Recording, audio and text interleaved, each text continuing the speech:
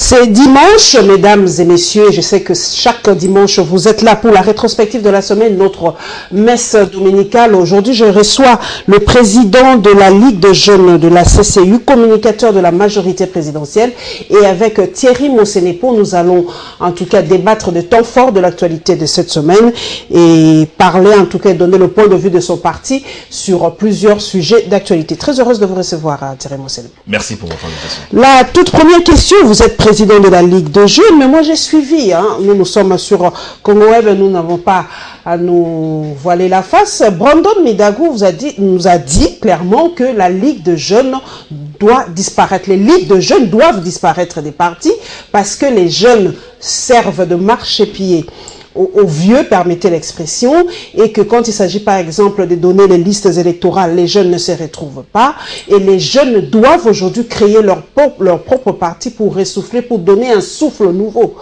à la politique congolaise. Thierry Monsenepo, président de la Ligue des jeunes de la CCI, vous partagez cet avis? Bon, d'abord, c'est un point de vue d'un ami que je respecte. Brandon a toujours eu cette capacité de réfléchir librement. Je ne peux pas le lui empêcher. Et c'est un point de vue qui reflète la position qu'il souhaite adopter maintenant. Mais ce n'est pas une position que nous tous nous adoptons. Dans la mesure où dans la Convention des Congolais Unis, la Ligue des jeunes existe pour fédérer les jeunes, parce que nous considérons, de par la vision de l'initiateur du parti, Lambert Mende, il est important que nous puissions fédérer cette frange de la population congolaise. C'est un peu la même chose avec les femmes. On ne va pas aujourd'hui créer un parti politique des femmes, puisque le genre est en difficulté dans notre pays, ou peut-être qu'on a besoin de positionner les femmes. Aujourd'hui, si l'on crée des partis politiques des jeunes, demain ces jeunes vont vieillir, et ensuite, qu'est-ce qui va se passer? Le problème, c'est qu'aujourd'hui, certes, il faut qu'il y ait des jeunes au sein des partis politiques, il faut qu'il y ait des ligues des jeunes pour fédérer cette tranche de la population congolaise, mais il faudrait aussi que les jeunes, autant que les femmes, puissent se donner au combat politique. Est-ce que vous êtes dans les instances décisionnelles du parti? C'est peut-être ça aussi.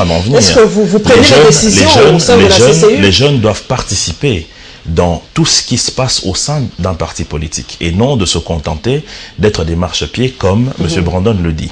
Pour le cas de la Convention des Congolais Unis, je fais partie du staff qui réfléchit sur les stratégies du parti, et lorsqu'il y a des actions à mener, la Ligue des jeunes ainsi que la Ligue des femmes de la Convention des Congolais Unis, nous sommes toujours conviés à participer à cela. Et je peux vous dire que, notamment en ce qui concerne le dialogue qui s'est tenu à la Cité de l'Union africaine, l'initiateur du parti a avancé mon nom comme représentant des jeunes, et ça a été appuyé par le secrétariat général de la majorité, pour être délégué au dialogue. Et ce n'est pas que ça, dans plusieurs autres moments décisionnels, nous sommes associés pour participer. Donc peut-être que M. Brandon parle d'une réalité qui lui est propre au sein de son parti politique, mais je crois qu'il ne faille pas généraliser le cas, puisque ce n'est pas ce qui se passe notamment au sein de la CCU, et j'ai parlé avec d'autres amis des partis politiques frères de la majorité qui ne partagent pas cet avis, puisqu'ils ne vivent pas ce genre de réalité, eux aussi. Une question personnelle qui vient de l'internaute Thierry Monsenepo, j'espère ne pas vous froisser, mais votre image est associé à ce qui s'est passé à l'aéroport de Njili à l'époque. Alors un internaute m'a soufflé, m'a dit, madame, essayez de demander à Thierry Monsenepo s'il a des difficultés à obtenir un visa pour les États-Unis, ou il part souvent aux États-Unis. D'abord, je ne vais pas aux États-Unis. Je n'y suis jamais allé.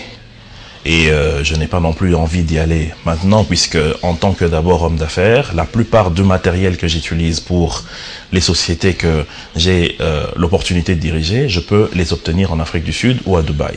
Deuxièmement, je n'ai jamais fait de demande de visa aux États-Unis pour dire qu'ils m'ont refusé l'octroi de ce visa. Pour le cas de Schengen, je suis peut-être allé là-bas avant, mais depuis ce qui s'est passé à l'aéroport, je n'ai jamais fait de demande et je ne vois pas à court terme si je ferai cette demande. Certes, il y a des personnes qui ont cru que il y avait possibilité de pouvoir salir mon image par rapport à cela, mais des personnes intelligentes savent, et même eux-mêmes les Américains, eux-mêmes les Européens, ils savent qu'ils font pire à nos chefs d'État dans leur pays. Rappelez-vous, sommet des Nations Unies à New York, on a carrément insulté le président Joseph Kabila. Il y a même un de nos frères qui faisait partie de la délégation du chef de l'État, qui en est arrivé aux mains avec l'un de ces personnes qui insultait le président de la République devant la police américaine, qui ne faisait rien. Et je ne parle pas que de lui, il y a d'autres présidents africains qui se sont insultés. Mais moi, je n'ai fait que dire à M. Perriello que la République démocratique du Congo n'était pas la Libye, n'était pas le Soudan, encore moins l'Irak, où il pouvait venir asseoir une politique de néocolonialisme en utilisant le dollar-monnaie pour déstabiliser non seulement le régime, mais aussi la République démocratique du Congo. Nous prenons le premier dossier, mesdames et messieurs, c'est lié aux deux points de presse. Nous avons d'abord le point de presse de Lambert Mende, qui est le porte-parole du gouvernement national, et ensuite le point de presse du G7.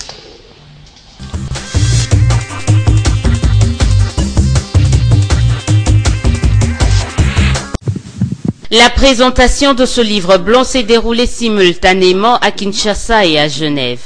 Il s'agit d'un document coproduit par les ministères de l'Intérieur et Sécurité, de la Justice et Garde des Sceaux et des Droits humains et qui contient les éléments d'information sur le phénomène Kamwina Nsapu. Il poursuit un double objectif, comme l'explique ici le porte-parole du gouvernement. D'une part, de rétablir la vérité sur les événements dramatiques qui ont endeuillé la République démocratique du Congo, et particulièrement les provinces du Kasaï central et du Kasaï, et d'autre part, de rendre justice à toutes les victimes de cette barbarie sans précédent dans cette partie de notre territoire national. Dans ce livre blanc, l'État congolais réaffirme son refus à une quelconque déploiement d'une commission d'enquête internationale sur le sol congolais. La République démocratique du Congo apprécie l'offre de collaboration des Nations Unies dans la lutte contre les violations graves des droits de l'homme dans les provinces de l'espace kassaïen, mais elle n'est pas disposée à accepter l'idée du déploiement sur son territoire d'une commission d'enquête internationale qui travaillerait en vase clos et parallèlement aux instances judiciaires nationales, comme si la République démocratique du Congo était devenue un État néant. Le porte-parole du gouvernement est aussi revenu sur les actions entreprises par le gouvernement pour le règlement de ce conflit dans le Kasaï, lesquelles actions portent déjà des fruits.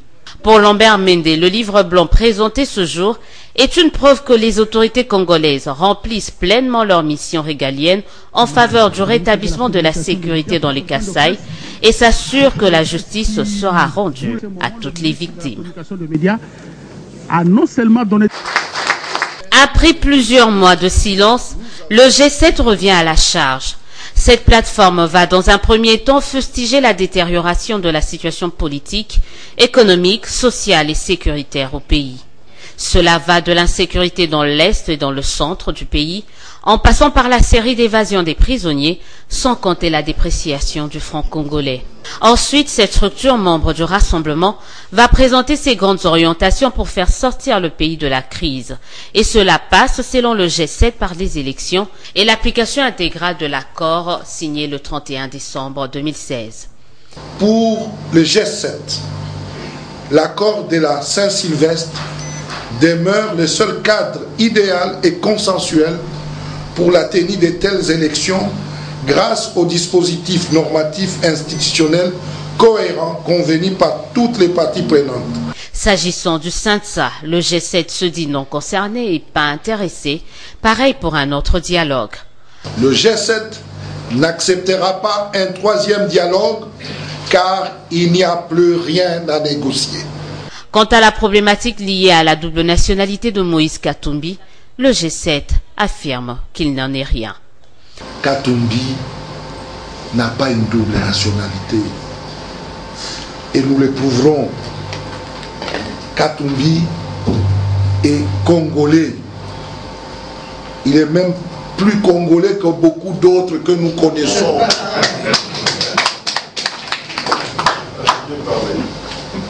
Et Katumbi reviendra et sera candidat président de la République. Le G7 appelle à la mise en œuvre de mesures de décrispation et à la publication du calendrier électoral d'ici le 31 juillet 2017, faute de quoi il va lancer avec l'ensemble des organisations politiques et sociales des actions de mobilisation populaire.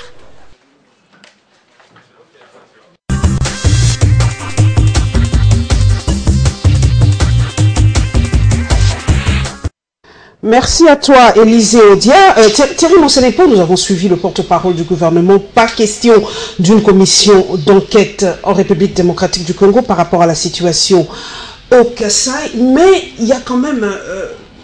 personnellement, je trouve ça un peu bizarre, permettez l'expression, moi je le dis, parce qu'il y a la MONUSCO ici, qui est là en République démocratique du Congo depuis plus de 15 ans. Pourquoi refuser cette commission et laisser la MONUSCO ici? Parce que la MONUSCO est là et elle est presque partout. La MONUSCO a des avions, circule quand elle veut en République démocratique du Congo. Pourquoi refuser une commission? Qu'est-ce qu'on a à cacher?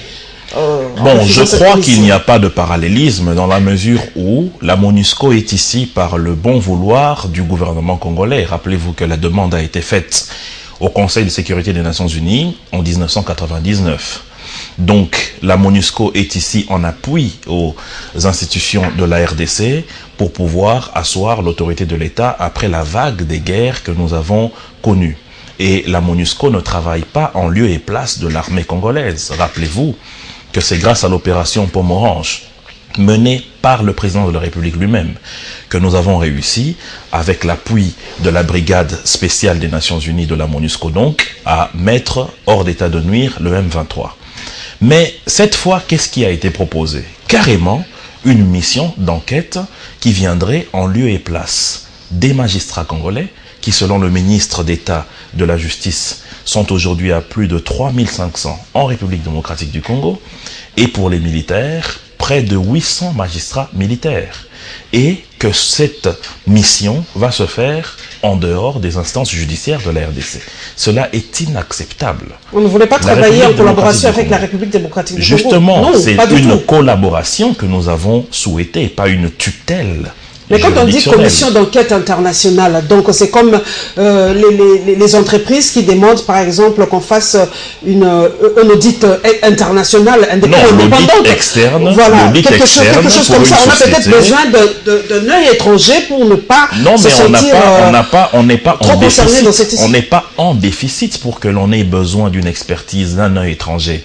Nous acceptons une collaboration parce que nous jugeons aujourd'hui que la justice congolaise a fait son travail. Déjà sur les verrous. S'il vous plaît, nous avons vu le cas des évadés, par exemple, le G7, on a parlé. Aujourd'hui, on sait comment ça se passe avec les commissions nationales.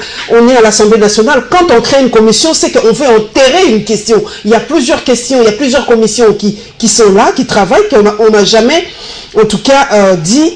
les conclusions, la population n'a jamais connu les conclusions de plusieurs commissions. Alors si pour les morts, cette fois-ci, on veut une commission internationale indépendante, pourquoi pas? Qu'est-ce que nous avons à cacher? Pourquoi le pays ne veut pas de cette commission? Qu'est-ce qu'on a à cacher? C'est ça la question. Quand on ne veut pas d'une commission internationale, c'est qu'on a des choses à cacher. Ce qui m'étonne, c'est que vous êtes dans les médias, vous êtes au courant de ce qui se passe, vous savez pertinemment que c'est grâce au doigté de notre justice que nous avons pu mettre la main sur l'un ou deux, plus précisément, des meurtriers des 2 experts des Nations Unies.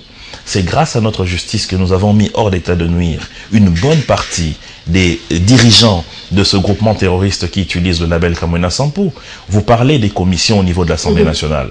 Mais l'Assemblée nationale, lorsqu'elle met en place une commission, c'est pour que ça puisse terminer par soit une interpellation ou une motion de censure par rapport à un ministre qui est concerné, ou encore par des recommandations au gouvernement. Et je peux vous informer que par rapport à cela, le travail est toujours minutieusement fait, du moins sous la houlette du président Obaminaku. Mais au-delà de cela, c'est que nous refusons. C'est que nous sommes en état de droit. Il n'y a pas aujourd'hui la preuve que la justice congolaise a failli.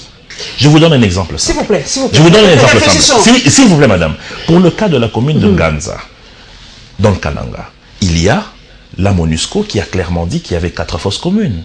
Mais après vérification, on n'en a trouvé que 2. Donc vous voulez dire par là que c'est ça l'œil international que vous souhaitez? La RDC a dit ceci. Nous ne refusons pas à ce que nous puissions être appuyés, puisque c'est vrai, il peut y avoir des manques en termes de logistique, mais nous acceptons une collaboration d'une enquête qui serait dirigée par la République démocratique du Congo. Ce n'est que légitime. Ce n'est que légitime. Mais prenons l'exemple. Daguidu m'en a soufflé. La dernière fois, dans Web Press, vous êtes dans un couple. Vous battez votre femme. Chaque jour. Est-ce que le voisin n'a-t-il pas le droit de venir bousculer la porte de votre maison et demander qu'est-ce qui se passe? Parce qu'un jour, on risquerait de l'accuser de non-assistance à personne en danger. C'est peut-être ce qui se passe, parce que la communauté internationale se rend compte qu'il y a trop de morts en République démocratique du Congo, il y a trop de choses pas très bonnes qui se passent. Alors la communauté internationale a cette fois-ci un droit de regard. Mais madame, vous oubliez que si ce voisin vient frapper chez vous sans votre permission et qu'il entre, c'est des violations de domicile. Non, mais il n'a qu'à appeler la police. Si la personne il n'a qu'à appeler la police, pas d'entrer chez vous et de commencer à vous bastonner, vous et votre femme. C'est des violations de domicile. Mais venons-en au fait réellement. Aujourd'hui, cette communauté internationale, mais pourquoi est-ce qu'elle reste sous silence de monsieur Moïse Katumbi, candidat président de la République, qui a, dans une vidéo documentée, féliciter les terroristes de camp Wena Sampo pour avoir éliminé 32 policiers. Pourquoi ce silence? Est-ce que les autorités de la République démocratique du Congo ont d'eux-mêmes fait en sorte qu'il y ait de l'insécurité au centre de notre pays, ou c'est plutôt une bande de personnes qui ont défié l'autorité de l'État, comme ça se fait dans d'autres pays dans le monde aussi? Je vous cite un exemple. Aujourd'hui, en Turquie, il y a plus de 34 000 prisonniers, journalistes comme vous également, qui se sont fait arrêter simplement parce qu'ils sont du parti de Fethullah Gülen, l'opposant de M. Erdogan. Vous avez entendu la branche onusienne des droits de l'homme parler de ça? Les Européens en ont parlé. Pourquoi? Non, ils en parlent. Mais ensuite, pourquoi en République démocratique du Congo, nous avons des terroristes qui décapitent des gens, qui tuent même des étrangers, qui violent, qui défient l'État? L'État remet de l'ordre. On dit que l'État est en train de déstabiliser son propre pays. Est-ce que cela est normal? Mais lorsque ça se fait en France, on appelle ça du terrorisme. Mais on ne peut pas accepter ce genre de traitement qui ne soit pas normal. Parce que d'où viennent ces instabilités? Nous savons d'où ça vient. Mais arrêtez ces auteurs moraux aussi, je peux me permettre. Mais vous madame, connaissez qui incite? Mais madame, pour arriver... Les noms ont été cités. Non, ce n'est pas un arme éliminatoire. Le pêcheur mais justement, son nom a été cité. Le temps de la justice, ce n'est pas le temps des tabloïds. Le PGR a ouvert un dossier sur cette question. Il doit instruire, il ne va pas, parce qu'on a cité quelqu'un, mettre la main sur lui. Vous avez cité, vous, le nom de Moïse Katumbi. Par rapport à cette double nationalité, la question que l'on se pose aujourd'hui, est-ce tout simplement des calculs politiques, Thierry Mosenepo? Pourquoi brandir aujourd'hui la double nationalité de Moïse Katumbi? Pourtant, il a été gouverneur pendant plusieurs années d'une des plus grandes régions de la République et l'une des plus riches. Il a été même au PPRD membre cofondateur. Pourquoi on brandit aujourd'hui cette double nationalité? Mais écoutez, madame, il n'y a pas de loi qui interdise que même un Allemand puisse être député national. Nous avons Sieur Chaloupa qui a été élu ici dans ce pays. Qui est congolais. Comprenez qu'au-delà de cela, être président de la République requiert à ce que vous soyez congolais de père et de mère, que vous ne puissiez pas jouir d'une double nationalité, ce qui est d'ailleurs impossible au regard de la loi congolaise. Le ministre de la Justice a fait allusion à cela, ce n'est pas un péché. Maintenant, si Sieur Moïse Katumbi pense que c'est le contraire, mais il n'a qu'à le prouver. C'est aussi simple que ça. Vous avez participé au dialogue, il y aura encore un troisième dialogue, Thierry Mosenepo. Le G7 a dit non, pas de troisième dialogue, et pourtant le chef de l'État, nous l'avons suivi depuis l'Afrique du Sud, il a dit le dialogue reste permanent. Pour vous, le dialogue doit rester permanent. Mais le dialogue a toujours été permanent en République démocratique du Congo. Non seulement en ce qui concerne les sphères politiques, mais aussi en ce qui concerne la ligne des élections dans notre pays. Donc on ne peut pas aujourd'hui dire qu'il n'y aura pas un troisième dialogue. D'ailleurs, le fait de les énumérer, ça ne donne pas bien, parce que nous sommes appelés à parler à tout moment, puisque nous vivons dans un même pays et c'est notre culture. Deuxième condensé, mesdames et messieurs, déjà le nom du ministre de la Justice a été cité. Nous vous proposons donc l'extrait de son passage à TV5 par rapport à la plainte déposée contre lui dans l'affaire de l'avion abattu en 1998 et l'audience du vice-premier ministre. Voilà, deuxième condensé.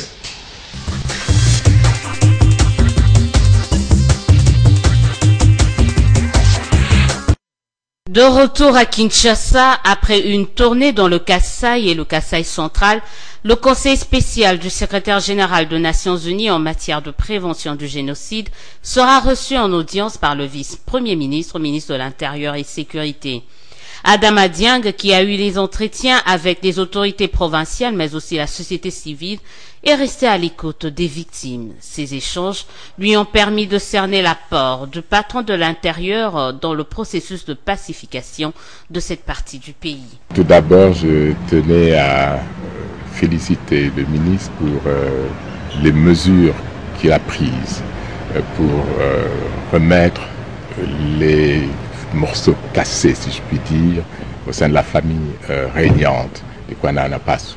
Et grâce à lui, il y a eu finalement un début de solution à ce niveau.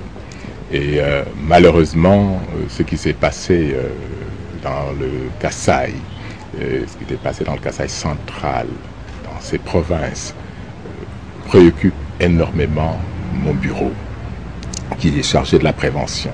Au-delà de la pacification, le Conseil spécial d'Antonio Guterres en matière de prévention du génocide plaide pour que justice soit rendue aux victimes.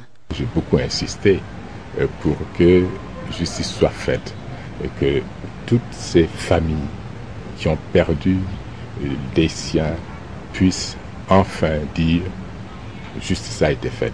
Nous espérons que les plaintes déposées aussi seront instruites dans les meilleurs délais.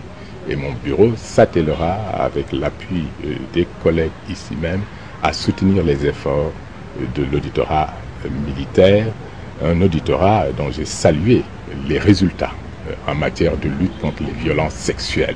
Emmanuel Ramazani Chadari et le diplomate onusien ont levé l'option de travailler pour un dialogue et l'harmonie entre différentes communautés, la prévention des conflits et la mise en œuvre des mécanismes en vue d'éviter leur expansion. J'étais le responsable des relations extérieures du RCD. Voilà, qui était en guerre contre Kinshasa. Tout à fait. Il y a eu un incident militaire majeur et nous avions estimé qu'il fallait communiquer. On ne pouvait pas abattre un avion et ne pas donner les raisons pour lesquelles on l'a fait. Donc, les militaires nous ont dit que pour telles raisons, ils ont dû abattre cet avion. Nous avons été informés après coup et nous avons tenu l'opinion nationale et internationale au courant. En fait, c'est clair, cet enregistrement, il est de moi, à la suite des informations qui a été données par nos forces militaires qui étaient sur terrain, qui nous ont informés de l'incident. Et il fallait que nous puissions communiquer. J'étais le responsable des relations extérieures du mouvement, c'est moi qui devais communiquer. Alors vous dites qu'il y avait du matériel militaire à bord de cet avion civil. La compagnie aérienne CAL, elle, déclare que cet avion transportait des femmes, des enfants qui fuyaient les combats. Écoutez, l'enquête du juge belge qui a été saisi va démontrer cela. Je pense qu'il y a des éléments qui existent, il y a des enregistrements qui existent. Et j'ai convenu avec mon avocat en Belgique, que j'ai engagé pour poursuivre ce dossier, qu'en dehors du communiqué qu'il a fait, nous avions décidé qu'on n'allait pas communiquer sur autre chose en attendant de voir le juge. Pourquoi 19 ans plus tard, cette affaire ressort-elle selon vous? Pourquoi aujourd'hui? Nous savons d'où ça vient, mais nous ne voulons pas communiquer aujourd'hui pour des raisons évidentes. J'ai convenu avec mon avocat que nous allons attendre d'en parler au juge quand il le voudra. Vous savez d'où ça vient? Ça vient des adversaires politiques? Je ne vais pas m'étendre sur cette question, mais nous avons fait nos propres enquêtes et nos propres enquêtes nous ont conduit exactement sur l'origine de ces déclarations.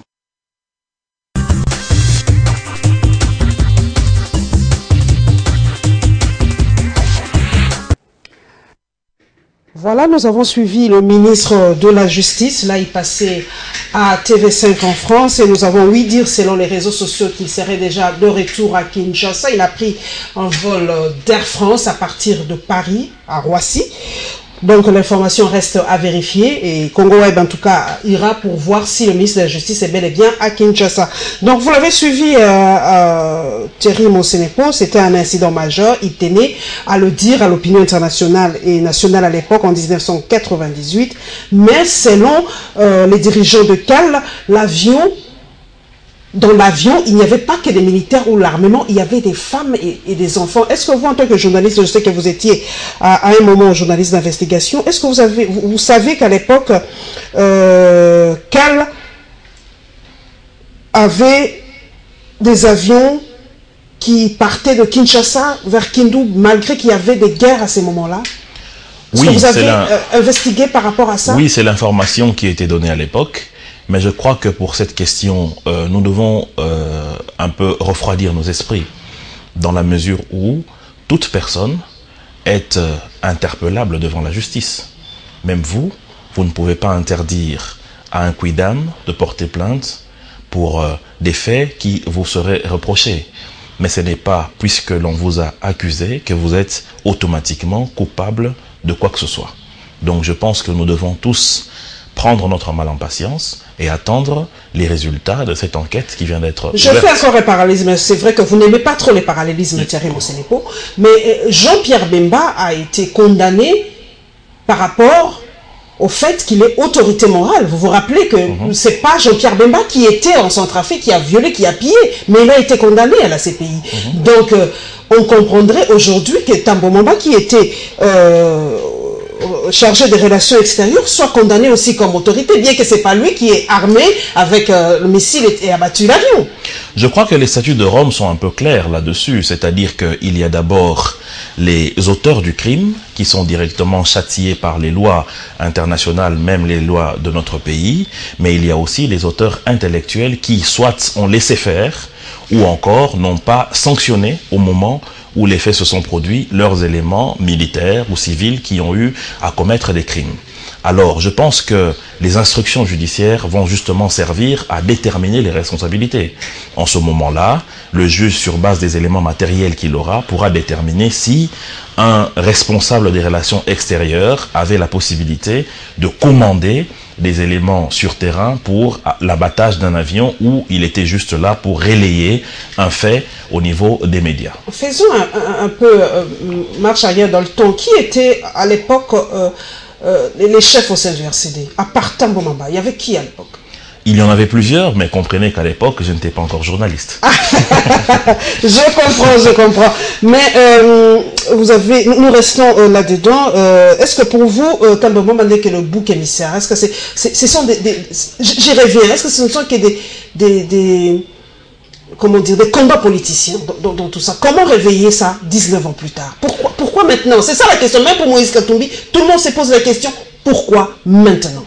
Je pense que son Excellence, le ministre d'État, est revenu. Il a sûrement des éléments qui lui ont été donnés par l'instruction du dossier et qu'il va mettre à disposition de tout le monde, si possible, le fait qu'il ait lui-même déclaré sur les antennes de TV5 qu'il sait exactement d'où ça vient. Donc nous allons profiter de cette information.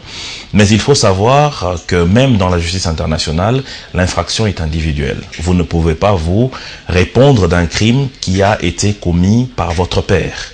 Si c'est lui qui a commis ce crime et que la justice établit sa culpabilité, c'est lui qui va répondre de cela. Donc, comprenez, c'est difficile en ce moment de le dire. Il faut laisser le temps à l'instruction judiciaire d'avancer pour savoir. Génocide au Kasaï, selon vous, Thierry Mosenepo? Le Kasaï, je ne pense pas, parce qu'il n'y a pas une population qui a été ciblée. Les Kamouina, les terroristes. Les autres ont dit qu'on ne cible que les Louba. Hein. Non, mais au contraire. On ne cible que les Louba. Lorsque vous suivez notamment la vidéo qui montre là où on a abattu de la manière la plus abjecte qui soit les 32 policiers de notre police nationale, vous vous rendez compte que c'est plutôt les Louba qui sont mis de côté mais les autres tribus qui sont molestées et décapitées. Le Kasaï a vécu une anarchie qui a été conduite par une bande de personnes qui ont voulu défier l'autorité de l'État. Ça n'a rien d'un génocide puisqu'il n'y a pas eu ciblage sur une ethnie ou sur une race. C'est plutôt des personnes qui ont été illuminées peut-être par des substances hallucinogènes.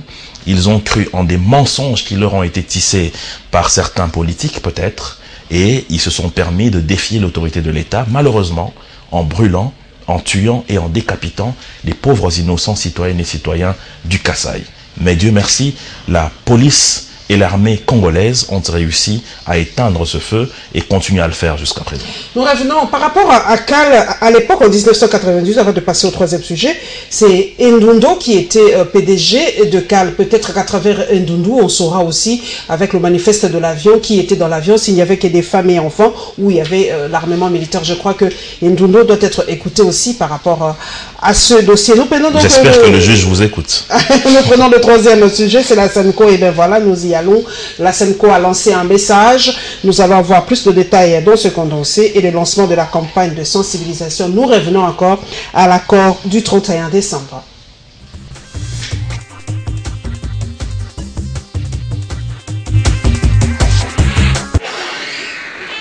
Réunis à Kinshasa du 19 au 23 juin 2017 dans le cadre de leur 54e assemblée plénière ordinaire, les archevêques et évêques membres de la SENCO se disent profondément inquiets et préoccupés par la détérioration continue de la situation socio-politico-économico-sécuritaire du pays.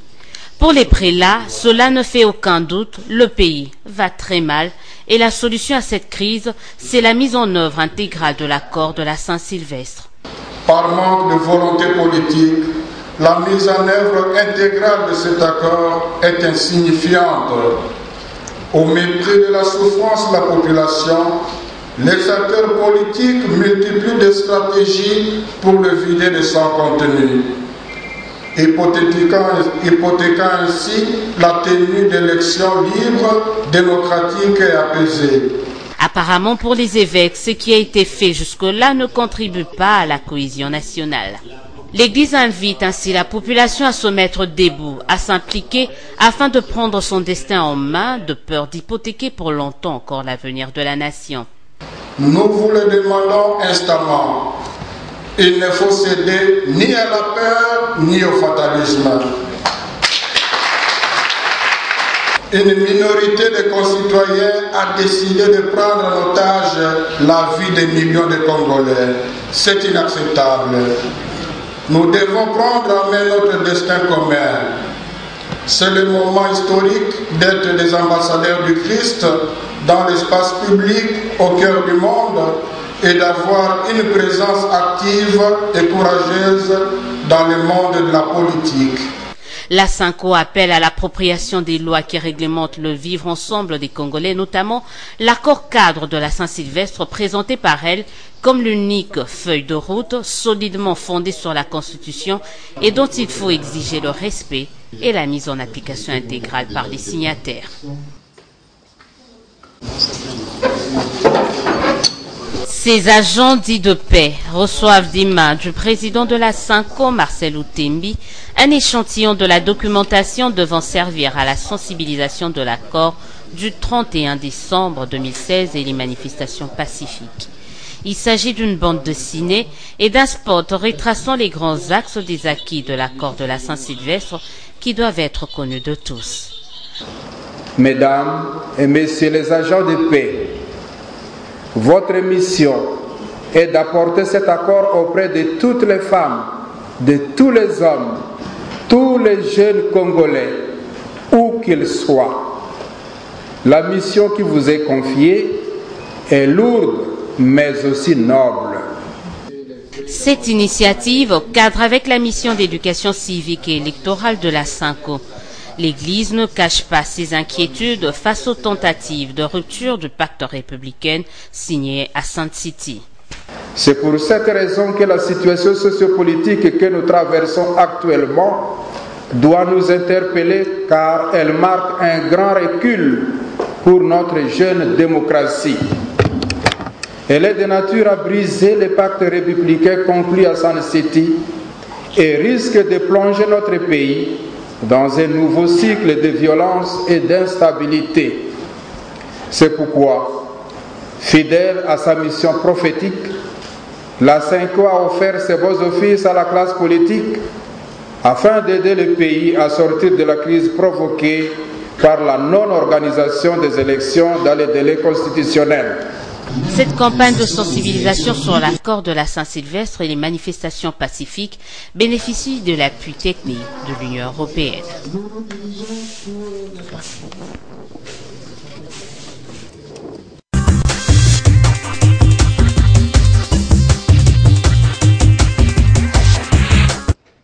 Thierry Monsenepo, la Senco appelle la population à se mettre debout. Quel est votre entendement de cette phrase? J'ai lu, mais avec beaucoup de peine, le document qui a été produit à l'issue des travaux de la Senco, qui s'articule autour de 24 points. Et je peux vous dire d'abord, avant et même d'entrée de jeu, que les prélats ont usé d'une disposition constitutionnelle qui est la liberté d'expression, de réunion, ce qui se passe dans un pays qu'ils traitent de tortionnaire. Donc c'est déjà ça le premier constat. Le deuxième, c'est de se poser la question de la motivation par rapport à cette entrée de la déclaration des évêques qui disent que le pays va très mal, Congolais, mets-toi debout. Se mettre debout, le pays va bien, Thierry Monsenepo, avec le dollar qui avoisine 1500 francs aujourd'hui. S'il vous plaît, madame. Thierry Monsenepo. Madame, s'il vous plaît, je pense qu'il faut que l'on puisse réfléchir et éviter d'utiliser des termes populistes qui vont nous conduire hors de nos analyses et qui vont nous détourner de la réalité. Aujourd'hui, il ne faut pas dire que c'est puisqu'il n'y a pas eu élection que le pays va mal. D'abord, ce pays a l'historique de tout le passif dont le président Joseph Kabila a eu à avoir entre ses mains. Il ne faut pas qu'on se leurre par rapport à ça. Et la Senco le sait très bien que l'école a été déstructurée. La santé des gens a été déstructurée. Le tissu social a été déstructuré. Et ça pendant des décennies, alors que la Senco était là. Mais un travail a été fait depuis 2001 jusqu'à aujourd'hui. La cause principale de cette montée du franc congolais n'est autre que la difficulté que nous avons par rapport aux devises, parce que la première assiette de nos devises qui serait posée sur les minerais n'est pas convenablement assis à cause du cuivre et du cobalt. Répondez-moi aussi franchement. S'il vous plaît, Thierry, répondez-moi franchement. Laissez-moi. Non, s'il vous plaît. Est-ce que le pays va bien? Madame, non, répondez-moi franchement. Est-ce que le pays va bien, Thierry Monsenepo? Vous m'avez posé une question par rapport au message de la voilà. Senco. Laissez-moi vous répondre et je reviendrai à votre question parce que c'est important l'analyse que je porte. Parce que nous avons l'impression que ce que dit la Senco est parole d'évangile. Non, nous sommes tous catholiques, mais des prêtres. Les monseigneurs sont des humains comme nous qui peuvent aussi commettre des erreurs d'analyse. D'ailleurs, l'histoire... S'il vous plaît, madame. S'il vous plaît, madame. S'il vous plaît, madame. L'histoire nous en regorge. Déjà sachez que l'Église a condamné Galilée qui a soutenu Copernic parce qu'il disait que la Terre tourne autour du Soleil. Et c'est 352 ans après que le pape Jean-Paul II, en 1992, je pense, l'a rétabli. Donc il ne faut pas penser que tout ce qui est dit par les prélats n'est que parole d'évangile. Lorsque les évêques disent que les accords de la Saint-Sylvestre ne sont pas respectés, mais c'est déjà un parti pris. Parce que moi, je peux vous démontrer que cet accord est respecté. Premièrement, s'il vous plaît, l'accord dit quoi? Que le Premier ministre doit provenir du rassemblement. Opposition, barre rassemblement. Qui aujourd'hui peut prouver que M. Bruno Tshibala n'est pas de l'opposition, barre rassemblement? Il est même plus UDPS que tout le reste. Donc, au point de vue de la Senco, le respect de l'accord est lié à des individus. Est-ce que vous trouvez une position pareille, normale, partiale, plutôt impartial? Pour vous, la Senco, on doit placer quelqu'un d'autre. Mais lorsque l'on dit, cette population intelligente, pour vous, la Senco voudrait tout simplement qu'on place Félix Tshisekedi. Vous êtes journaliste, posez-leur la question. Lorsqu'ils disent que l'accord n'a pas été respecté, c'est sur base de quoi? Parce qu'un monsieur qui peut-être aurait eu comme héritage de son père le poste de Premier ministre n'a pas été placé à ce poste-là. C'est cela le non-respect de l'accord. Lorsque l'on dit que le pays va mal, certes, la RDC n'est pas un paradis. Certes, il y a des difficultés. Certes, nous avons une dépréciation de notre monnaie nationale qui est Et encore très la Senko palpitante. a-t-elle menti? Certes, il y a une situation sécuritaire au centre de notre pays qui dérange. Certes, nous avons des pays, des puissances étrangères qui cherchent à mettre la main sur les richesses de la RDC et même à balkaniser ce pays.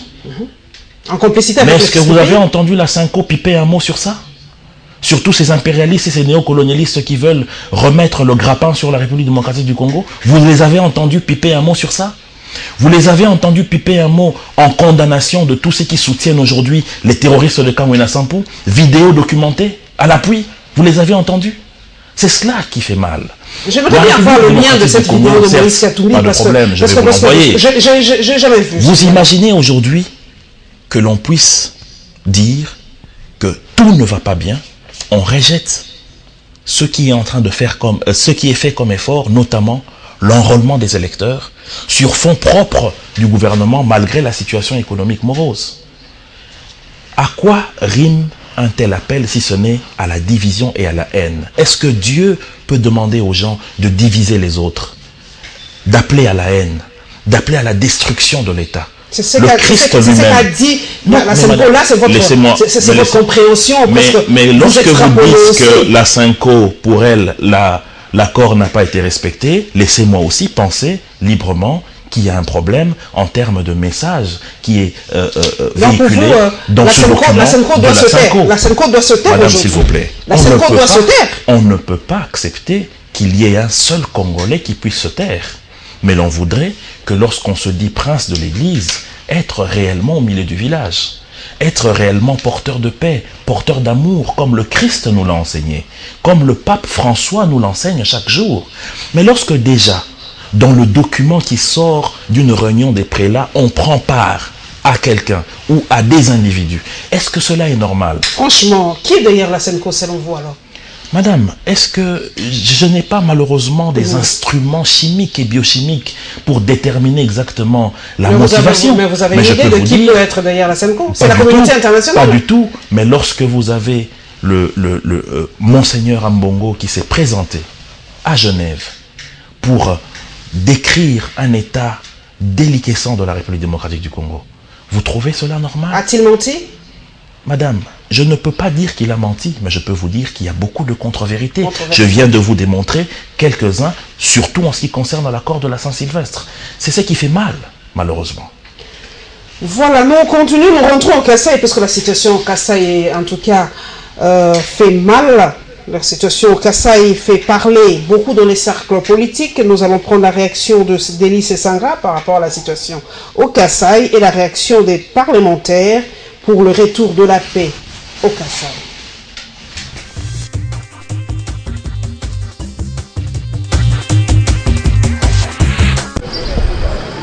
Il revient des discussions entre différents protagonistes sur la situation dans le Kasaï.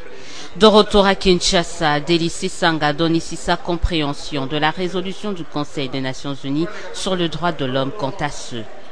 En dépit de la fanfaronnade des uns et des autres, on peut noter que la communauté internationale est de cœur avec les populations congolaises en ce qui concerne l'établissement de la vérité et de la justice pour ces martyrs que nos populations subissent au quotidien dans cette partie de la République.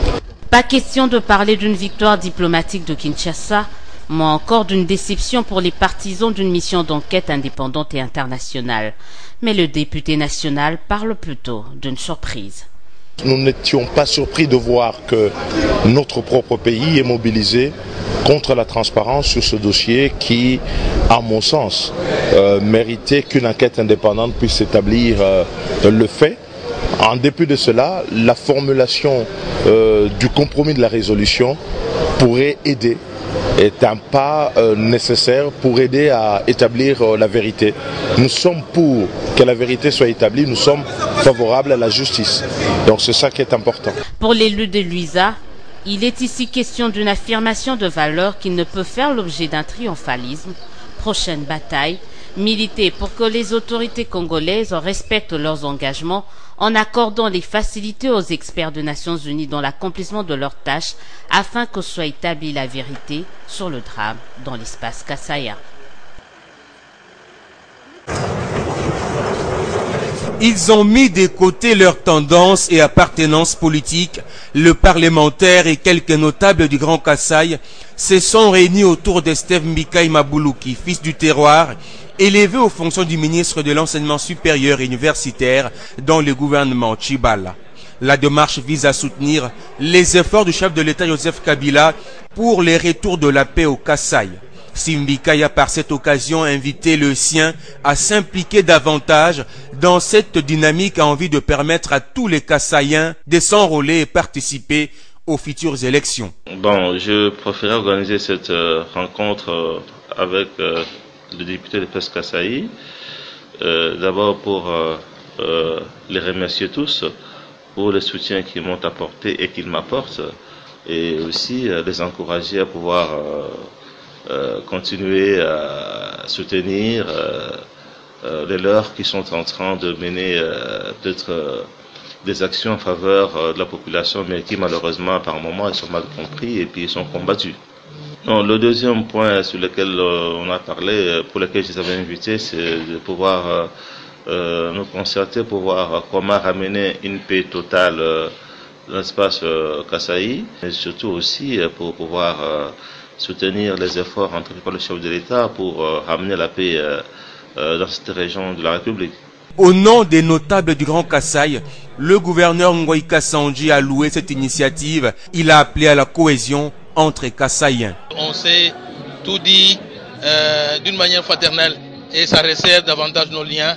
Je dois sincèrement dire grand merci à mon frère, son Excellence Monsieur le Ministre, mon frère Esteve Mbikai, pour avoir organisé cette rencontre avec mes frères et sœurs qui sont les honorables députés. Signalons qu'une minute de silence a été observée en mémoire des âmes perdues dans le Grand Kasaï.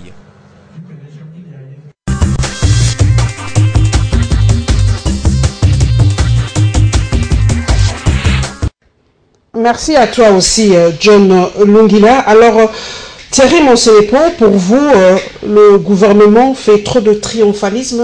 Delis Essang a dit pas trop de triomphalisme par rapport à ce qui s'est passé à Genève, au commissariat pour le nommer Chape par rapport aux droits de l'homme. Là, vous étiez pour débattre de cette venue, de la venue de cette commission. Pour vous, le gouvernement manifeste trop de triomphalisme?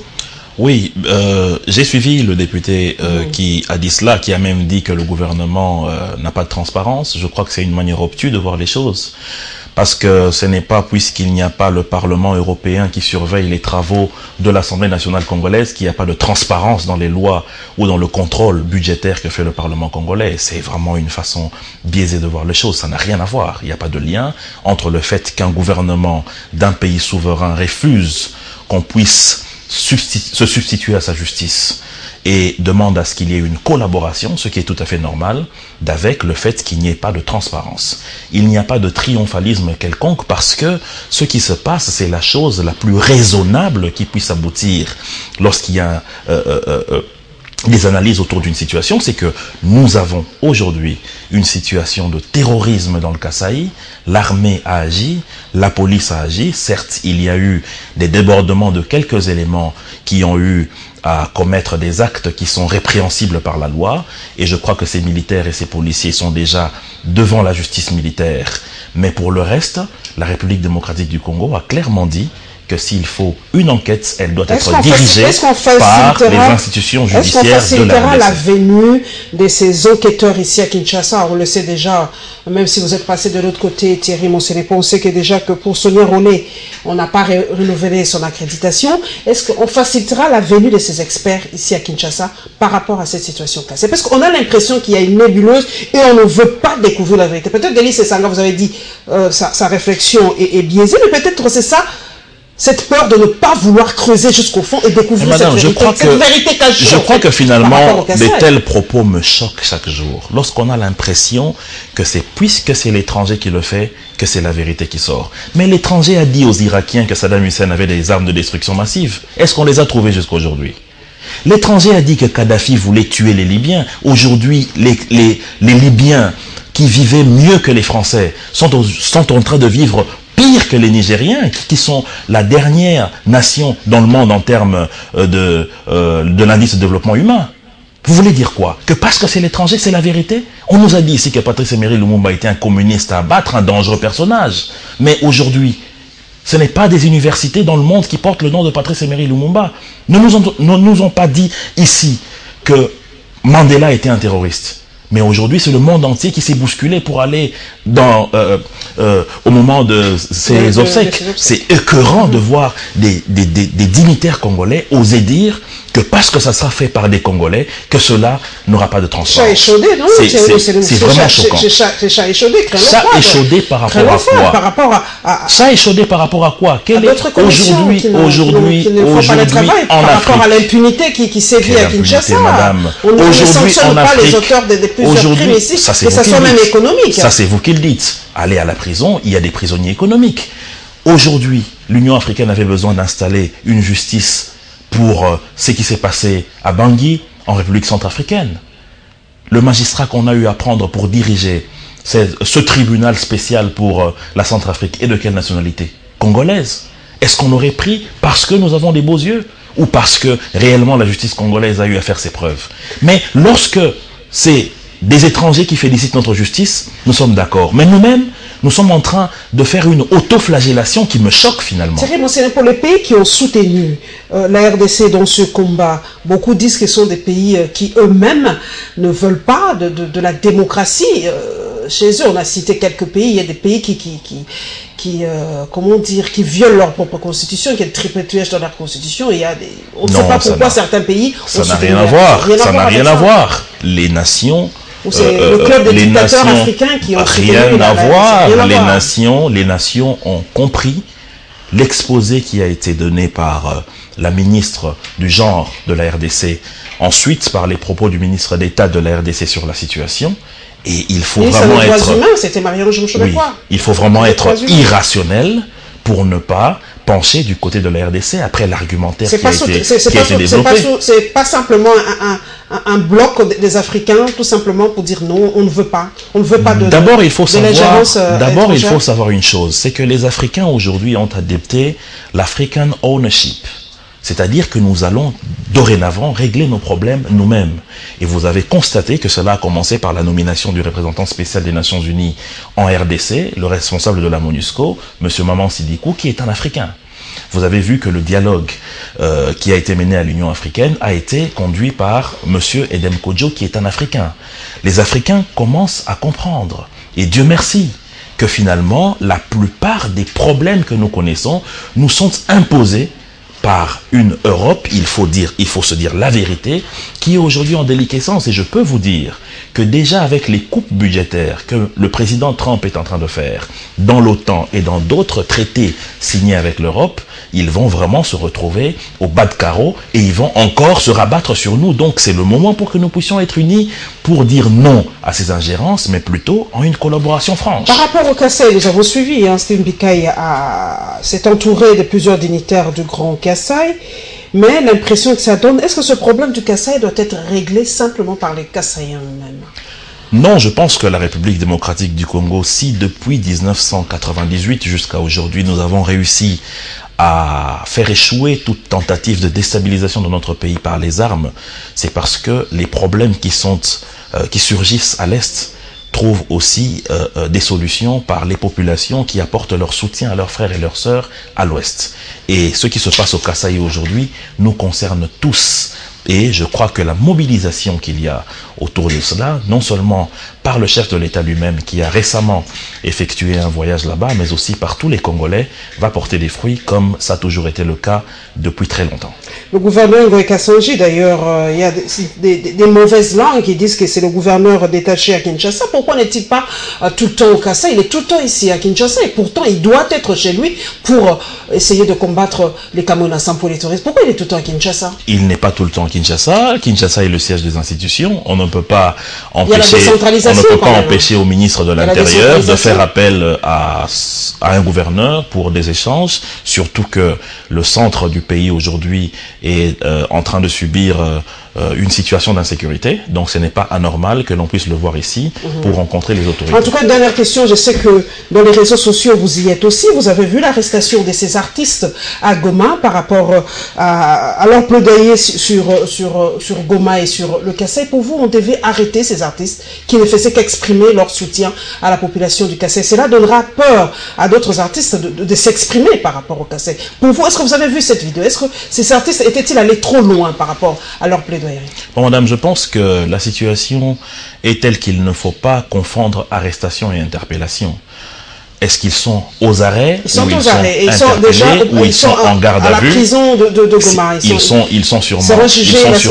sont sûrement en garde à vue, puisque il faut savoir une chose, c'est qu'il y a un régime d'information à l'autorité lorsque l'on veut tenir une manifestation, mais cela demande à ce qu'il y ait la possibilité par l'autorité de voir si votre activité ne va pas déranger l'ordre public. Et si c'est le cas, ils vont carrément vous dire que vous ne pouvez pas le faire. Et si ça a été le cas et qu'ils sont allés au-delà de cette interdiction de l'autorité municipale, c'est tout à fait normal qu'on puisse les interpeller par rapport à cela. Voilà, parce que les artistes, nous allons souvent, nous parlons souvent avec qui sont en Europe, ils disent que les artistes ne parlent pas du Kassai, les artistes ne font rien par rapport au Kassai. Et ben, il y en a qui ont essayé, ben voilà, où ça les a emmenés. Peut-être de la mauvaise manière. Peut-être, mais bon, c'est leur façon. Ce sont des artistes peintres, ce sont des artistes qui ont essayé de s'exprimer. D'ailleurs, je crois que Paul, l'artiste Bandoma l'a fait aussi, si je me souviens bien, par rapport au Kassai. Nous allons parler des examens d'État 2017 à Kinshasa. Ça a débuté, ça a pris fin cette semaine, et la réaction de la population après le match avec Club Renaissance.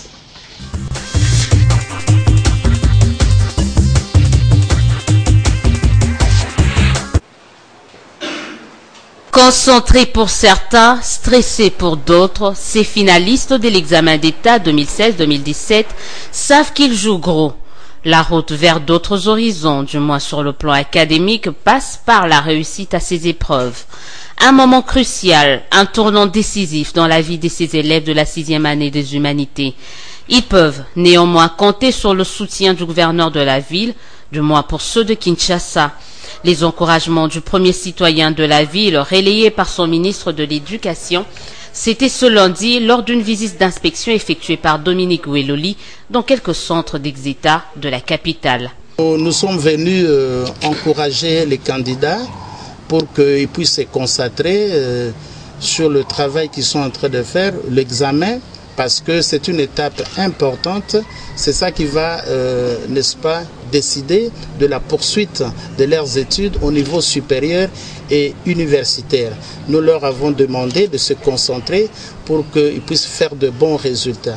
Satisfaction sur le déroulement, mais le ministre provincial de l'Éducation a tenu à rappeler sa mise en garde contre tout tapage, surtout au dernier jour des épreuves. Nous avons demandé aux candidats que le dernier jour, nous ne voulons pas voir à l'issue de la session, nous ne voulons pas voir les élèves dans des débits de boissons, je sais pas moi, dans les artères publiques, certains en train de déchirer des uniformes, tout ça. Donc nous les avons prévenus que nous n'allons pas accepter ces genres de comportements qui sont des comportements franchement rétrogrades. Pour rappel, près de 632 000 élèves finalistes participent à cette session de l'Exéta, ce sur toute l'étendue du pays, excepté une partie du Kassai. Bon, ce qui se passe dans nos stades après le match, c'est pas vraiment bien. Parce que les supporters doivent mettre en tête, et il faut que leurs dirigeants leur inculquent la culture de lire les textes. Le règlement dit ceci: avant, pendant et après le match, aucun supporter ne peut envahir leur DG. Mais ce qu'on observe aujourd'hui, si l'équipe qui a perdu est mécontente, on assiste vraiment donc à des spectacles vraiment donc très, très désolants. On les voit dans plusieurs matchs. Comme les matchs de V-Club Renaissance. On a vu après le match, les supporters, dans notre cas, étaient mécontents. Ils ont descendu sur leur DG. Ils ont même tabassé les joueurs de camp adverse, et voire même leur entraîneur. Leurs DG doivent leur inculquer cette culture-là des sports. Donc on peut gagner, on peut perdre, soit on peut faire un match nul. C'est le sport. Lobby, biso, ba Congolais, to sepelité. Ce qui équipe mi balé zo bêta, et la kaka victoire, échec, to match nul. Mais ce qui équipe moko a poli, souka arbitre mutoa pesaka résultat final. Alors on a le cas qui lobby to sepelité, on a des matchs sili bitumbe bimi. Des autres de cela qui na souka, ba étranger baza kota la biso awa na ba match na biso na Congo, na RDC. Si comme match sili bitumbe bimi, batu bazoki, batu basali mabe na baninga. Pourquoi ceux qui sont polis, comme ça désordre? Pour nani, quand on benda ba caméra, on benda ba singa caméra, et ceux qui savent ça, ceux qui savent ça, pour mal na biso na Afrique mobimba. RDC comme une balle au niveau. Alors, quand benda ba caméra, quand boit ka ba lacrymogène, ça va désordre, bilo que ça bukana, et ça ni non juste. Bozo qui savent ça. Conseil zo pesa bato fait qu'on fait ça, il faut batailler la équipe, il faut pas sanctionner. Balle ba supporter ba sala bilo kwanate. Pour balle ça batmi balle, ça détend. Oya ko pola oya gagner mais soko poli kanga motema bo vandi bo zongi deuxième tour bo gagner match comportement wana et combattre sporté ezo pesa sport zéro et tant que l'équipe mo ezo beta il faut zala bato bo zo beta bo poli bo gagner ezo pesa sona be équipe mususu na ba pays mususu.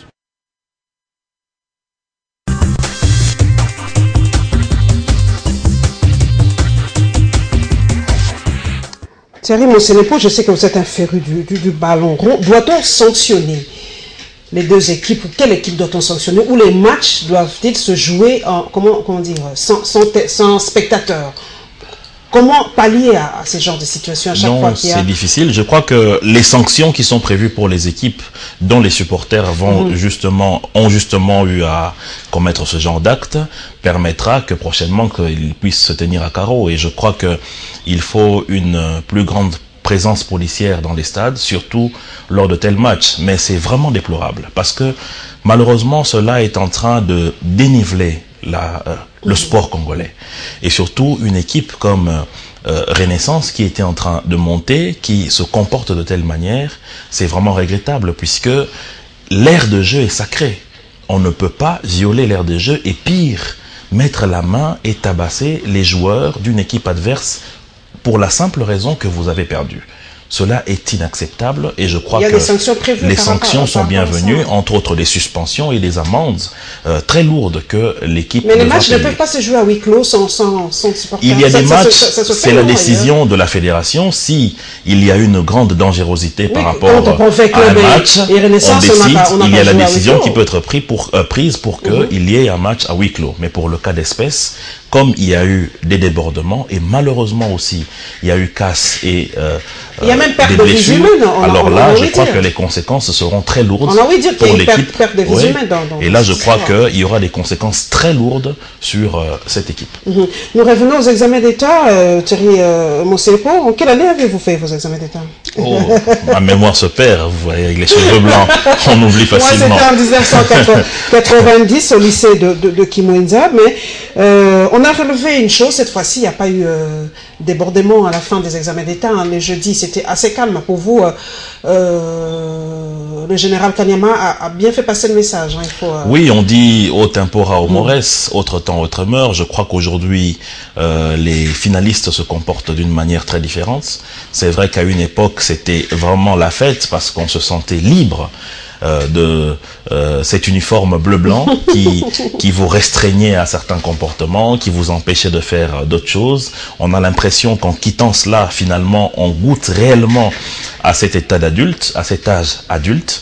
Mais je crois que le calme est très important, surtout qu'en cette période où notre pays est en train de se concentrer sur le processus électoral et aussi sur la situation au Kasaï. Au Kasaï, d'ailleurs, les élèves n'ont pas fait l'examen d'État. Malheureusement, la situation au Kasaï s'est reportée dans un mois. Et je crois que c'est aussi malheureusement grâce à cette insécurité qu'il n'y aura pas enrôlement maintenant au Kasaï. Et bien entendu que cela dérange. Et nous avons suivi aussi l'obus qui est tombé à Béni, mais on en dit malheureusement, les élèves se portent bien. Celle qui a été transportée à l'hôpital se porte bien. Merci à toi, Chris Elongo, pour la nouvelle. Nous allons prendre l'avant-dernier sujet, c'est le sit-in de la NCPS au siège de l'Union européenne. Voilà, la guerre avec l'Union européenne continue et le plaidoyer de l'AFEC.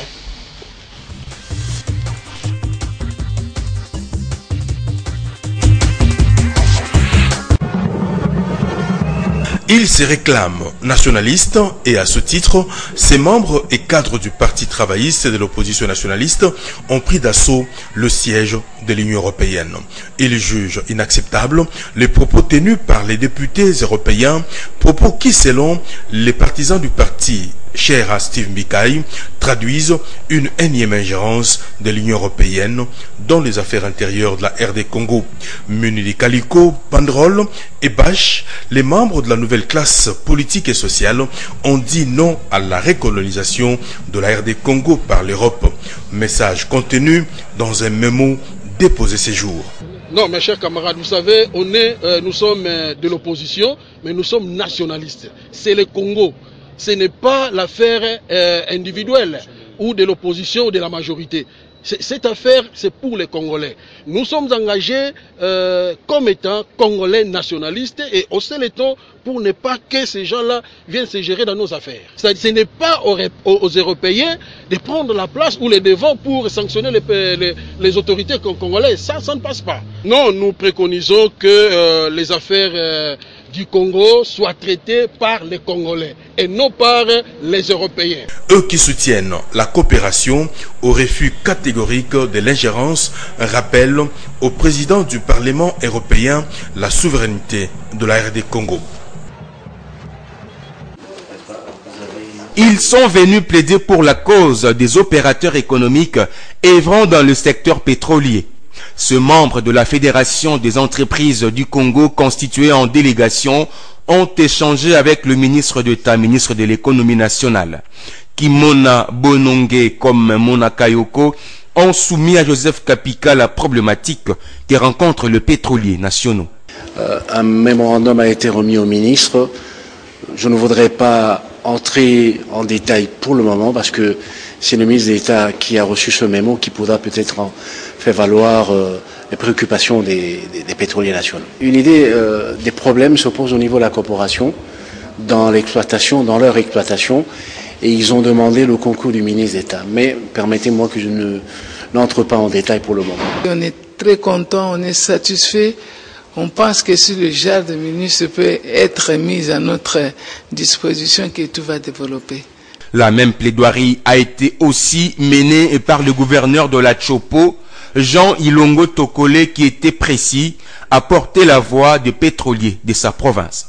C'était pour le problème de la dernière structure de prise des carburants qui venait de signer, mais les opérateurs économiques dans ce secteur pétrolier à Kisangani étaient un peu...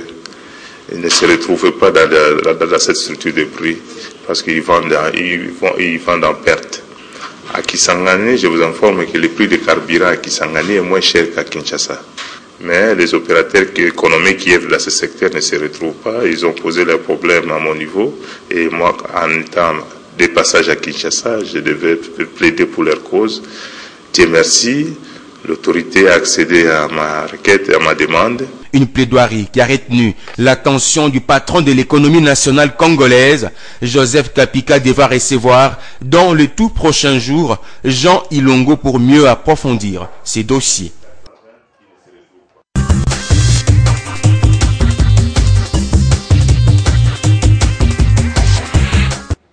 Thierry Mosenepo, nous avons suivi la NCPS au siège de l'Union européenne, mais on sait que ces sanctions de l'Union européenne étaient des sanctions ciblées. On n'a pas sanctionné la République démocratique du Congo tout entier. Il faut quand même donner cette nuance aussi à la population pour comprendre. Oui, mais madame, sachez que c'est par ricochet que la République démocratique du Congo est touchée. Par exemple, lorsque l'on sanctionne un vice-premier ministre et ministre en charge de l'Intérieur qui assume les fonctions au nom de l'État et on le sanctionne par rapport à ça, ce n'est pas puisque il était dans sa maison, il buvait sa tasse de thé qu'on l'a sanctionné, c'est parce qu'il est ministre en charge de l'Intérieur de la République démocratique du Congo que l'on a sanctionné ce monsieur. Même chose avec le ministre de la communication et des médias, porte-parole du gouvernement. Donc par ricochet, c'est le Congo qui est touché. Comment ça? Expliquez ça pratiquement. Quand on sanctionne Mende par exemple, comment la RDC se sent touchée par ricochet comme vous le dites? D'abord, il faut savoir que cela s'est fait en violation même de la charte de l'Union.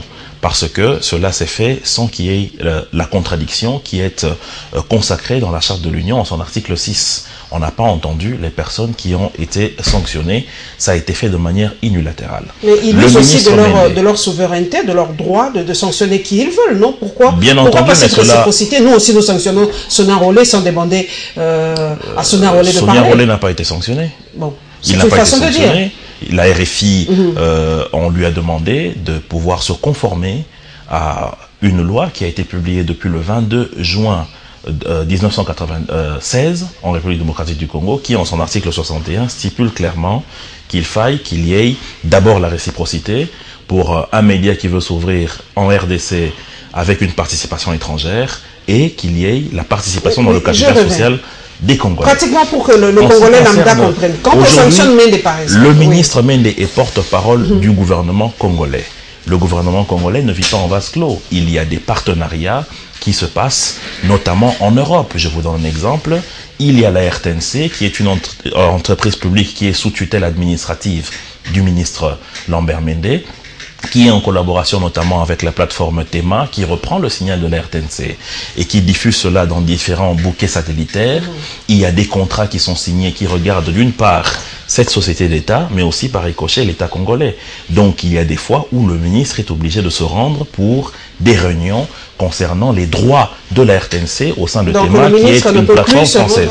Aujourd'hui, ça sera difficile. Et étant donné que les sanctions ont été prises, puisqu'il est ministre de la communication et des médias, donc c'est l'État, et surtout que, pour son cas précisément, on a dit que parce qu'il porte une politique répressive sur les médias, notamment pour le cas de RFI qui a été fermé, alors que le ministre n'a fait que respecter l'esprit et la lettre d'une loi qui a été publiée in tempore non suspecto. Mais la RTBF est mis en clair. Pourquoi seulement le RFI? Moi, chez moi, je reçois RTBF en clair. Pourquoi ne va pas sanctionner RTBF? D'abord, il faut que... D'abord, je vous envoie vérifier, premièrement, les statuts de TV5. Je vais vous démontrer que c'est une télévision de l'Organisation internationale de la francophonie.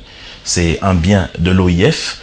La RDC fait partie de l'OIF, donc la RDC est copropriétaire, autant que tous les autres pays. Pour la RTBF, je vais vous renvoyer d'aller vérifier les statuts de cette télévision pour voir si elle viole cette loi. Parce que le cas de RFI est flagrant dans la mesure où les autres radios... C'est la 5e colonne, parce que RFI... Pas du tout, ça n'a rien à voir. On dit souvent que RFI est la 5e colonne, RFI désinforme, RFI, tous les mots de la RDC... C'est de point de vue, mais le ministre n'a pas tenu compte de tous ces points de vue. Il a tenu compte d'une loi, d'une disposition légale en l'article 61 de cette loi qui est très claire.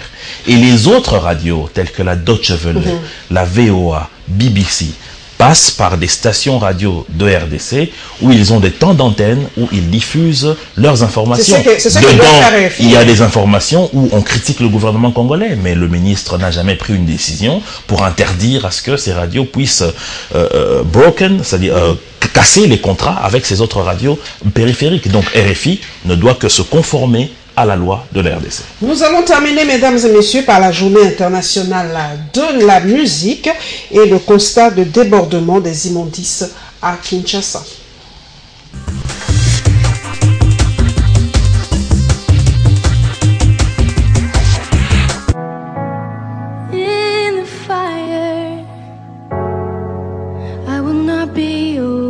Célébrer à travers le monde chaque année la Journée internationale de la musique est une occasion pour la chanteuse congolaise résidente à Paris, Maria Kette, d'appeler au dialogue entre les artistes musiciens et les Congolais de la diaspora, communément appelés combattants. Pour l'auteur du titre Chalakou, la non-production des musiciens congolais en Europe et aux États-Unis est une entrave à l'évolution de la musique congolaise. Par rapport à la musique congolaise, c'est pas que la musique a baissé. La musique aussi riche que la musique congolaise, on ne peut pas dire qu'il n'existait plus. C'est juste parce que les combattants, ils veulent pas que la musique, aussi longtemps que le Congo est occupé, ils veulent pas que la musique congolaise puisse jouer en Europe ou en Amérique. Parce qu'ils veulent que les artistes sont des porte-parole, sont des ambassadeurs de leur pays, puissent se battre pour leur pays. Et ils constatent, je les respecte les combattants et je respecte mes collègues artistes, comme les combattants ont remarqué que les artistes négligent un petit peu leur pays, parlent pas assez souvent, ils se mettent pas à la place de l'ambassadeur. C'est ça les soucis des combattants. En même temps, moi je comprends, les artistes aussi, ils ont besoin de leur art pour vivre. Donc il faudra vraiment une réunion, voilà, sans la force, les gens puissent se parler, parce que la musique meurt quand les gens l'écoutent pas. Et voilà, il faut que les artistes aussi se battent pour leur pays. Mon titre est Chalakou, veut dire je reste. Donc je parle aux morts, je dis mais restez, pourquoi vous partez? Pourquoi vous laissez vos enfants avec qui, vos femmes avec qui va les laver, qui va leur donner à manger? Pourquoi vous partez? Réveillez-vous, réveillez-vous les morts. Donc c'est juste je pleure mais les morts. Il y en a tellement au Congo, il faut que ça s'arrête. Pour rappel, cette journée dédiée à la musique a été instaurée en 1982 par Jacques Lang, ministre français de la Culture, avant de s'étendre à travers le monde.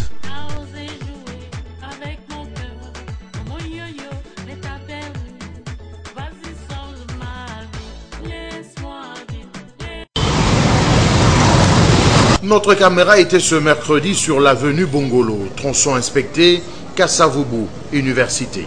Le constat est tout simplement amer. Ici, par exemple, au rond-point Yolo Médical, l'avenue Bongolo n'est utilisée que d'un seul côté, l'autre étant devenu impraticable. À quelques mètres de ces lieux, au croisement chaussée de Kimwenza-Bongolo, la route est aussi dans un état de détérioration avancée. Plus loin, en allant vers le pont Bongolo, c'est encore pire. Ici, la circulation est interdite aux voitures. Seuls camions et minibus osent affronter ce lac qui produit moustiques et favorise la malaria dans cette partie de la commune de Kalamou. Le pont Bongolais lui-même dans un état inquiétant. La rivière Kalamou est, elle, couverte d'immondices, d'où ce SOS de la population. Ceux qui mbongo na mboko ezate, si même le gouvernement en place, c'est un mbongo ti. Parce que la terre pour la banque mondiale de bamisana. Parce que na redefa mbongo, redefa mbongo kuna pour répondre à la satisfaction na biso car dans la période de l'anga. Vous imaginez mon frère, tu peux si ça peut l'ango peut ba cité. Tozonga suna mbula. Telle condition est déjà et comme encore plus grave. Oyo ezali ba remplacer yango ba longola yango ba tia ya likolo lokolo ezali na bopono lokolo ezali na se ya 20 mekuna. Bongo gouvernement musana nini papa. Gouvernement azo mona passe ya peuple te. Bango oyo bazo mema biso na élection. To voter kaka bango oyo bazo sala eloko moko te na mboko oyo. Nous ne connaissons, nous ne savons pas ce que nous allons faire maintenant parce que nous vivons dans un milieu vraiment sale avec des enfants. Et on ne sait pas à qui on peut se confier notre souffrance. Cela fait déjà plusieurs années que l'avenue Bongolo est dans un état de détérioration avancée. Depuis, rien ne fait, alors rien.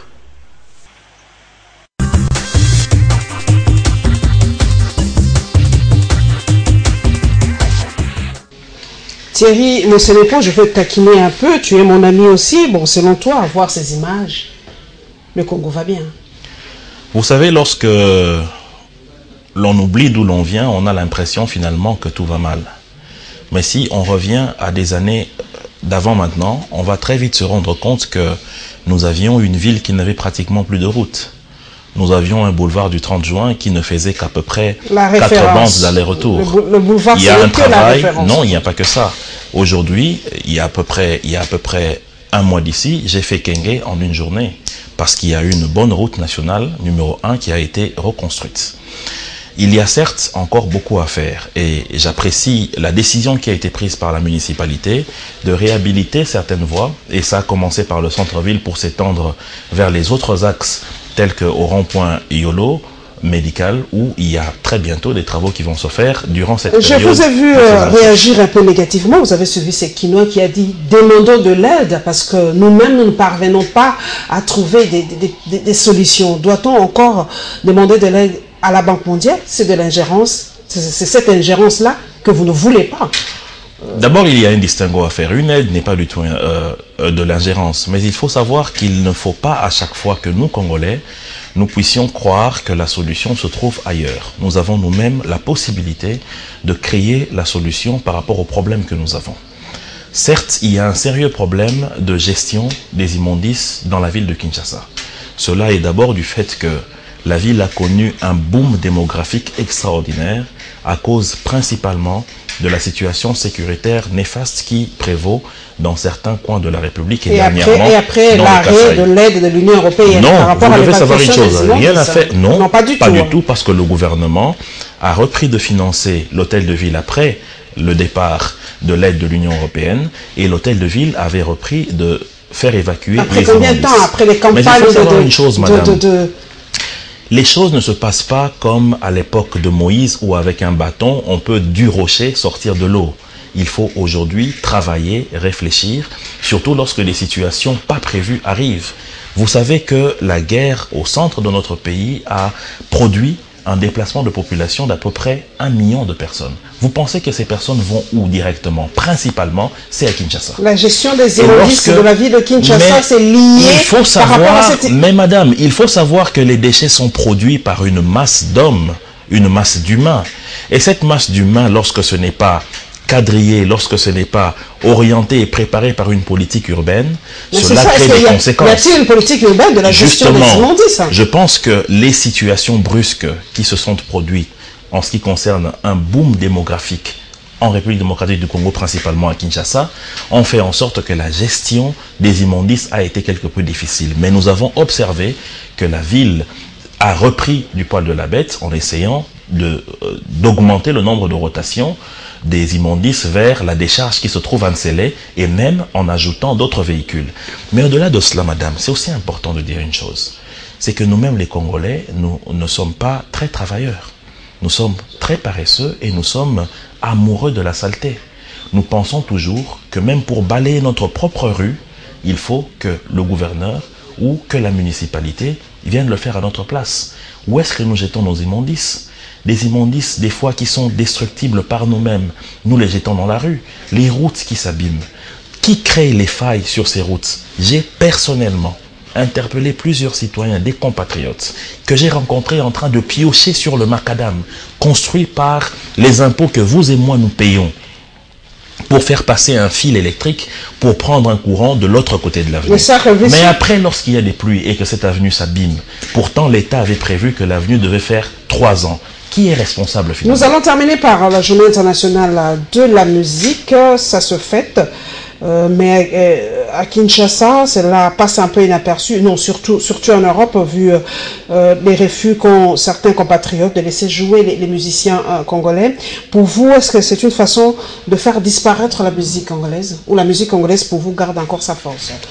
La musique congolaise, pour qu'elle puisse exister, n'est pas du tout tributaire du fait que nos musiciens puissent jouer à Olympia de Paris ou dans la salle La Grâce où devait se produire le musicien Fally Ipupa. La Cigale. La Cigale, merci.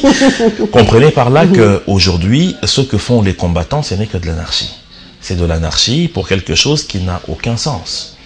Lorsque vous observez la plupart des ressortissants des autres pays ouest-africains, aujourd'hui par exemple au Bénin, leur diaspora a réussi à construire une banque pour permettre à ce qu'il y ait des masses de devises qui vont vers leur pays. Mais la plupart de nos frères qui sont en Europe, qui à l'époque sont partis soi-disant pour étudier, sous la Deuxième République peut-être, mais qui malheureusement se sont retrouvés sans vrai job. Qu'est-ce qu'ils font aujourd'hui, si ce n'est de tirer sur le régime plutôt que de venir pour mettre la main comme nous tous à travailler pour élever le pays? Et maintenant ils s'en prennent aux musiciens, à ces ambassadeurs de la culture de notre pays. Cela est hilarant, mais malheureusement décevant. Voilà, mesdames et messieurs, merci donc à Thierry Monsenepo, communicateur de la majorité présidentielle et président de la Ligue des jeunes de la CCU, d'être passé à la barre. Merci donc à toute l'équipe technique. Merci à Guy Lukoki, Maurice Gigandou et Papi Mondeke. Merci à tous mes followers dans les réseaux sociaux. Voilà, Thierry Monsenepo, vous l'avez suivi d'ailleurs, la question posée par les internautes, je l'ai reposée à Thierry Monsenepo. Merci donc à vous, chers chers téléspectateurs et téléspectatrices fidèles d'Info 7, nous nous retrouverons avec le même plaisir le dimanche prochain. Bon début de semaine à tous les journalistes et membres de la structure Presse pour le Progrès. Tic-tac, tic-tac. À dimanche prochain. Inch'Allah.